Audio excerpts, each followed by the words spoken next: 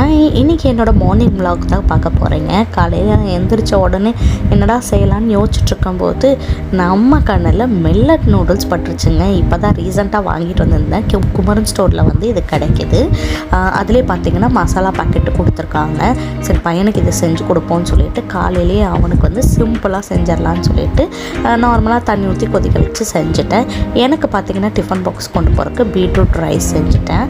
அதுக்கப்புறம் பார்த்திங்கன்னா இந்த நூடுல்ஸ் வந்து கொஞ்சம் ஸ்பைஸியாக இருக்குது. உங்கள் குழந்தைங்க ஸ்பைஸியாக சாப்பிட்றது பிடிக்கும் அப்படின்னு நினச்சிங்கன்னா நீங்கள் தாராளமாக இதை வாங்கி கொடுக்கலாம்.